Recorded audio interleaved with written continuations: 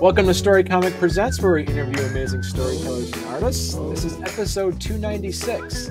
I'm your host, Barney Smith of StoryComic.com. And we're excited to have with us the acclaimed and celebrated comic creators of Home Free, John Kratky and Michelle Lodge. Hello. Hey. How's it going? Hey. John and Michelle, how you doing? As of this recording, your Kickstarter has been launched, and it's well over 50% on your Kickstarter, and it is Home Free issues 1 through 4, and you've also been able to take Home Free, and you've had successful Kickstarters in the past for your previous issues as well.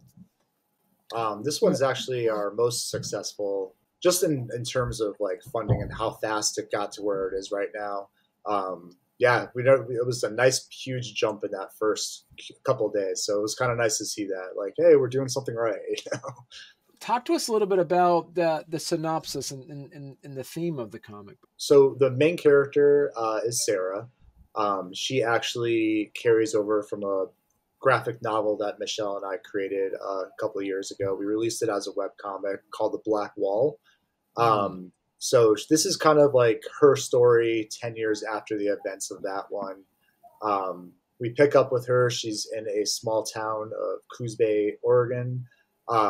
She's kind of escaped, like she's gone there for kind of a solitude kind of life, you know, but all around her, America's kind of getting into a chaotic time where there's opposing sides and there's lots of like big protests and riots and just like political strife going on within the country.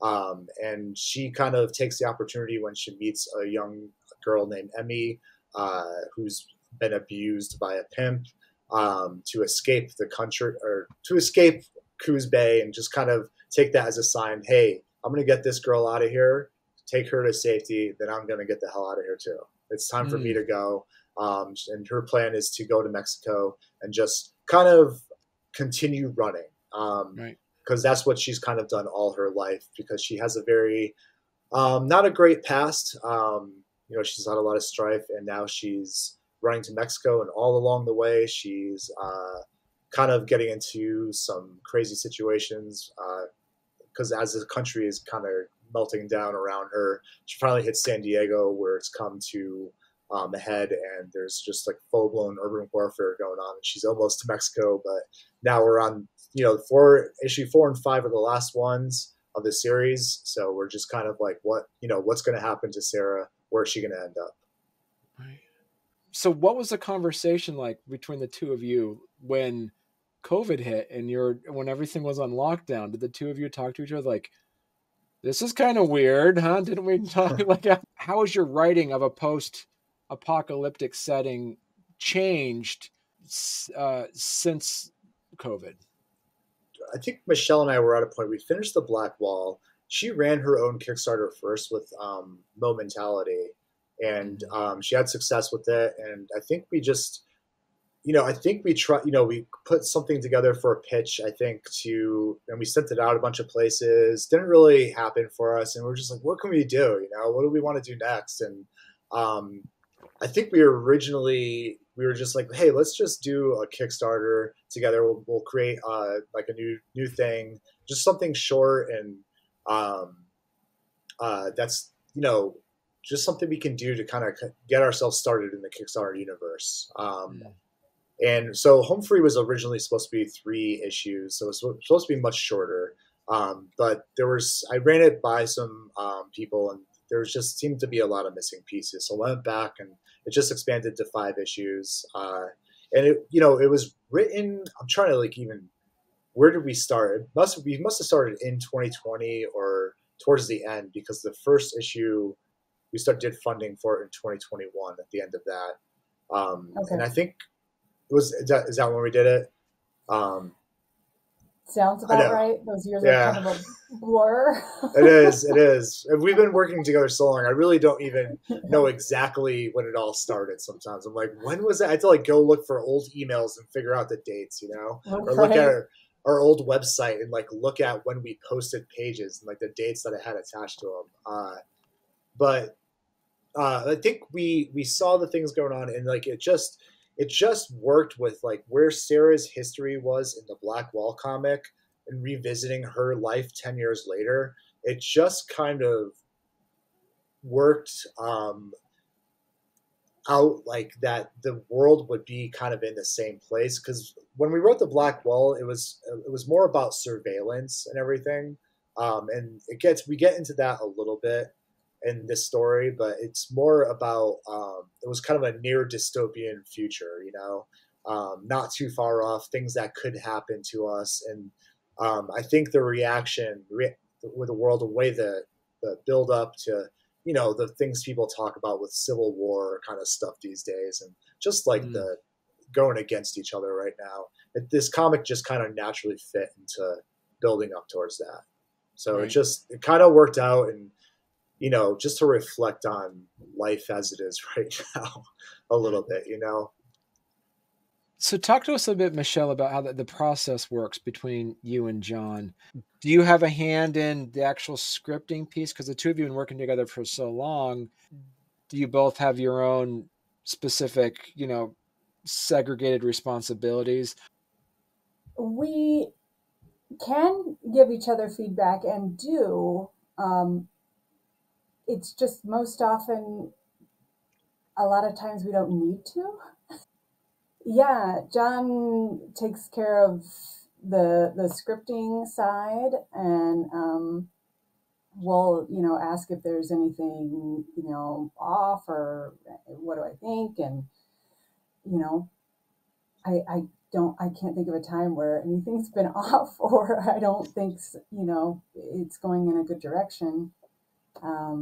And then sometimes he has some edits for me with art. Most of the time it's very smooth process. Yeah. Oh, Would you say that's accurate, John? Yeah, I think yeah, no, we really like it's like in any kind of notes we really have for each other. I think it's just like, you know, just hey, this doesn't totally make sense or whatever, and we just fix the problem. You know what I mean? Hmm. mm, But yeah, I don't know. We just like I think we just kind of have the same mindset for this. Like we kind of call our what we do is dramatic crime fiction, mm, Hmm. and we just kind of like I think gel together on like the thing that we want to create. right. Um, yeah, like we have another project that's going to be coming up. I guess next, right? I think that's the Yes. plan. Oh Yeah, and yeah. it was originally a script by Michelle, and then I Oh, took her script and kind of just kind of looked at it and see what we could do with it, and just so basically it's co-written by both of us with that one. And yeah, but Michelle, like honestly, I always say she like artists are always the co-writer really because like those images are so important obviously to what a comic book is, but you could take all the dialogue and all the captions all the stuff away from any comic that we do together and you'll know what's going on in that story. You might not know the exact details, but Michelle's so good at I think like putting her pacing in and just like capturing the right moments that I feel like you don't even need to read the words necessarily. You could look at it as like a picture book and just mm. follow along pretty closely what's going on. How do you do your work? Is it digital, or are you using paper and pen? How do you doing your work? I work digitally these days. It just Okay. makes the whole thing move along faster. No scanning or cleaning up, images that way. So it just takes all of that out. And I use Clip Studio as a program. Okay. So, How have you seen, for instance, when doing comics, was there a level of mm, how does that editing piece happen where let John know there's too many words here to put in one frame in one box. Is that conversations happen earlier on when you're working on the Black Wall? I think actually I've had to edit panels because I didn't leave enough room for like the the dialogue that was there. So I learned very quickly um, to pay attention to that. Right. But Yeah. I don't think I've ever had to shorten Right. dialogue. Whenever I've done like live, or not done like live panels, been to them at comic conventions, I've tried to really listen to the letterers, when they tell you how many word bubbles are supposed to really be in there and everything. And I cut, like, back in the day when I first started, I had a comic called Coffee Time, and I lettered everything myself, and it Okay. was awful. It was so bad, and like I realized after when you look at that stuff, I wrote too many words in there, and it's really bad looking. So I'm editing all the way up to before I give it to the letterer. um, Right. so when I get the pages from Michelle, I go one time through it one last time and really try to take words out and rephrase things so it just kind of fits in better and looks better. And sometimes I take out dialogue bubbles and just realize, that doesn't need to be there. There's too many words. So I'm pretty hard on myself as an editor. Um, Eventually I think I'm going to have to hire an editor because I'd love to have somebody else kind of putting input on that. Right. So what attracts you guys to the genre of like crime fiction? I love it because it's real. There's something very human about it. It's not fantastical, and I don't know, I feel like I really get into it because it's something that could happen, and I like to see how the characters respond to these things. Yeah, I think if like that makes sense for Michelle saying that because if you look at her art, like she captures like emotion really well in characters' faces without them even words coming out of their mouths. You kind of know what they're thinking. So just like being attracted to the human side of it, I think that makes sense. For me, it's just like I've ever since I was a kid, I was just attracted to like the darker side of things. Like I was like probably 8 years old, 7 years old, like drawing zombies and skulls and like just weird stuff like that when I was like a little kid. Like, I look back like I wonder if my parents were concerned at all. But just growing into that, like I'm like a huge movie fan and like at a young age, like in my late teens, probably I got into the film noir genre and just started like diving in on that stuff and really loved that dynamics there of like desperate characters and like getting into these crazy situations where they just have to do things that maybe they don't even want to do or they're like not really doing at their own will but because of like some stupid man like is doing it for that femme fatale character because she's got him wrapped around her finger and making him do some crazy things so that they can make a bunch of money off of her current husband. You know what I mean? That kind of stuff Right. where characters get trapped in those situations. I just love that because it's like it's a puzzle to try to find out how they're going to get out of it. This genre that you're working in, is there like, from the reader's perspective, do you think there's some level of expectation or assumption that you're making like some level of like social commentary on something? It would make sense, I think. I mean, film noir or just noir, that genre, the Right. crime genre, is very cynical. Like, Right. even though I'm pretty positive. Like I have a pretty cynical side to me sometimes. So, I feel personally like that cynicism it's out there. You can feel it, but like I feel like it's missing from our entertainment and stuff these days. Right. Like it's Yeah. like we're still got like, which is cool. It's good to have heroes and stuff, but the Right. hero thing is very the center of our attention still.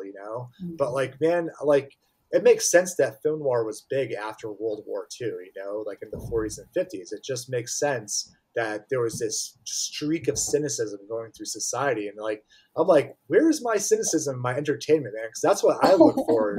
And it's not there. So hopefully me and Michelle are providing that. So talk to us a little bit about kind of like the world you've created. Is this, US adjacent? Is this supposed to be like the world we're living in now? I mean, it's adjacent. Like Okay.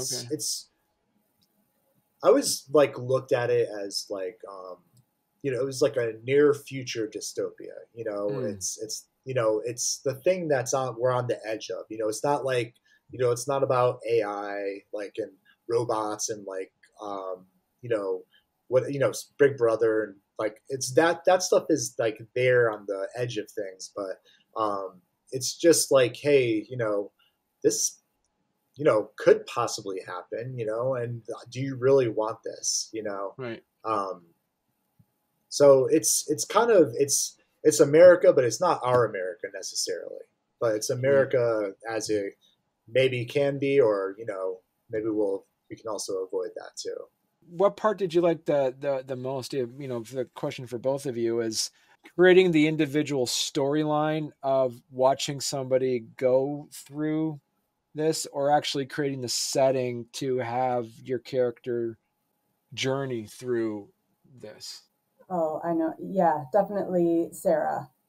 Just her character is the best part for me.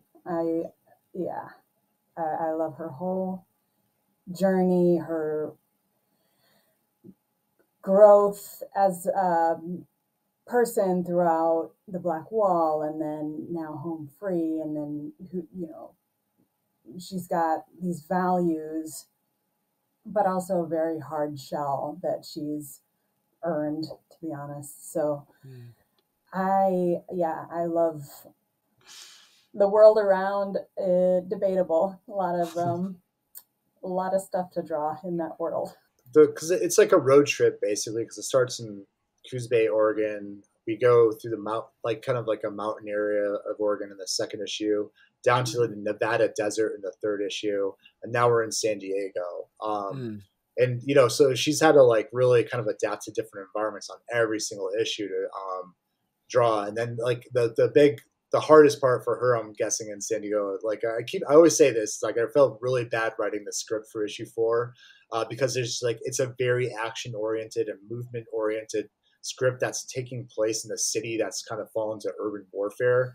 And so there's a lot of people and action and just things happening in every panel almost. There's not really too many quiet panels in that one. So her work is just, man, like it's cut out for her on that one. She's doing like every page I've seen, she's blowing it away. She's doing awesome.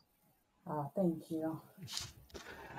So the two of you, as you're writing the script, do you feel like there's some level of importance because there's this level of being like the parents to Sarah in a way, and the parents to these characters is that to feel like, man, we should really give her a break. I mean, is there something where you're like, can we just have like one episode where she's just like, hanging out playing checkers or something, like just having like any like, how much does Sarah do that you weren't expecting her to do in the script, or how you draw her? She's like, I think she's going to be doing this. Like, how does that work? Since you've been around her for so long.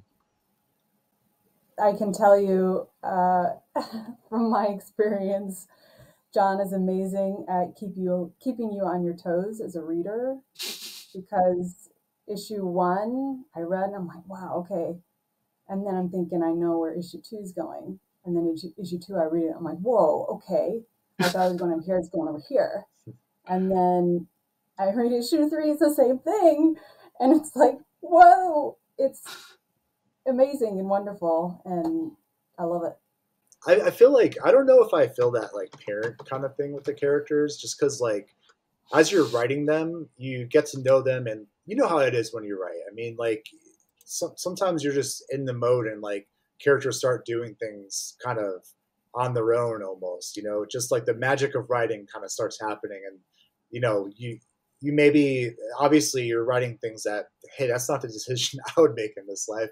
Like I would be like going the other direction if I rolled up on San Diego in the situation it's in. You know what I mean? That would not be my decision to like carry on and go forward. But Sarah, like, your characters, I think you just learn to trust them and know, you kind of know where it's going most of the time, I think. And, you just kind of trust them, and like, you don't really have to worry about them. Right. It just depends on the character, I guess, like, because I go into it knowing somewhat what the ending is going to be. So, just, I guess it depends on where it's leading. And sometimes, you just have to look at your character like it's just a human being, and gotta understand, like, you know, my characters don't always end up in happy places. Basically, is what I'm trying to say. And you just gotta kind of I try to be like a little bit logical about it, and just realistically look at it and look at the decisions they've made, and try to understand, like, hey, this is where this person took themselves in a way. Doesn't make it the situation not sad. Doesn't mean you don't care, but you just got you got to have that, like, a little bit of distance on them. I think. So talk to us a little bit about now your tier levels. So this is what I'm really curious about. You have on here on your Kickstarter, you have a deluxe PDF. So that includes, I know, some additional artwork. Okay. And some additional writings by John. Yeah, we're Just a bit more. Yeah, like all the covers will be there. Like, so we have 3 different cool. covers. And I'll write like an essay about the characters, and like I think in the last issue I did one about naming characters. So it'll be something along that lines, that like how you dissect that. You know what I mean? And we worked with like an awesome artist, Malis Rosa, on one of the variant covers, and she's just extraordinary. So I asked her if it was cool. Hey, can I show the breakdown of like the covers, or the cover that you did, and just like how we got there? And she's like, yeah, of course, So she gave me like awesome. all the files for that, because it's so weird, like when you're doing covers with people, all the little decisions that you make, like, hey, should we put blood on this or should we not put blood? And like, so they're like the PDF, the deluxe is going to have just a little bit more, not just the pages, but like a little bit behind the scenes as well. The digital bundle. So this is just all issues 1 through 4. And that's a really good deal too, that you have issues 1 through 4 as well for $29. So that people can end up saving a lot of money if they just go with the bundles. Mm-hmm. Mm-hmm. Yeah, that's the beauty of bundling. That's how I've learned. I've started doing conventions this year. Finally, that's where I learned, like, you really, when you make bundles, people are willing to spend more and buy more, and especially if you're telling them, hey, you're not, you're saving like $20 here or $10 here, And so what's the big digital bundle that you have? That one, so that has all the issues. It's going to have, I think, my graphic novel, the Getting Back to Normal, in there. Yes, there it is. Yeah. That's the previous Kickstarter that I did. That, and then I also write novellas. I've been doing that since issue 2 for each issue of Home Free. So they involve characters or situations. Like the first novella was this girl May, who Sarah has to tie to a sink in the first issue. So I was like, hey, she's one of those interesting side characters that doesn't really get a lot of play. She's just in this moment. Like, what's her story? So I just kind of like did the day before, the day of, and like the days after the sink incident, just to kind of show you what happened to her. And then the second one, Inheritor of the Dead, it's about a forensics cleaner who happens upon the accident, something that happens in the second issue of Home Free, and like it's his story, and like it's a crime story, more like hard crime, where he finds an object at the crash site. Somebody's after that object. He doesn't realize that. He tries to pawn it, and then gets involved in this whole dark story. And then I'm writing a novella for the current issue that's actually a trip into Sarah's past. It's called Stop Through, and it's so basically she's going. It's like a part of her past. Like in this issue, she's going south. It's a part of her past where she was coming north up 395 from California back to Reno, and it's like a real dive into like her person and like places she's been and things that were going on and her decisions that kind of led her to Coos Bay. So it's just like a really cool little, more of a dramatic noir than a crime noir. She's still in a desperate situation. There's still some things going on, but it's not necessarily like a hard crime story. It's really, I'm loving writing it. It's going to be probably the longest one too. So, yeah, it's going to be fun. I can't wait to finish that one. So Michelle, I love the idea that you're drawing somebody's portrait in the future comic. And I love the noir portrait. Where did that idea come from? I think that was your idea, John. No? I think Maybe. so. We've been doing that since the first issue, and they always sell out. I think there's only one left right now. So, yeah, and she knocks it out of the park, man. Those are so cool. Like, if you cannot miss that deal, because it's really, you're getting everything in our $100 tier, and then you're getting a portrait done by Michelle on top of that. And really, like, we should be issue 5. We're going to charge more for that. So get on this one now, because we can definitely charge more than $200 for that tier. And so, is that a digital or is that ink, pen and ink? I draw those digitally. I just use my same drawing program. How important is it when you're doing this of really understanding where light source is coming from? Oh man, that's so important. In order to have the depth of field that you want to have, it is really important to, find your light source and try to stay true to that. It's all magic to me. When I see that, I'm just like, I don't know how she's doing that. That's amazing. What? If people want to learn more about Home Free and learn more about both of your works, where's the best place they could go to? I'd say the Kickstarter, because it really, like, we kind of break down, what's going on in the current issues. We kind of give a little bit of the world in there. We have a breakdown of the world. But I guess, like, if you go to our websites, there should be descriptions of each comic on each one. Right. But I really think, the best place to figure out what's going on is probably our Kickstarter. Yeah, or you can even just look at the old Kickstarters too. You know what I mean? They're all up there still. So, right. So listen, the two of you are going to have to come back on next time you're ready for more issues. Because you said issues 1 through 4. That's all you're doing for Home Free. One more. We're doing issue 5, probably early next year at this point. Nice. All right. Well, thank you so much, you two. This has been great. Yeah, thanks for having us on. We appreciate it. Yeah, thank you.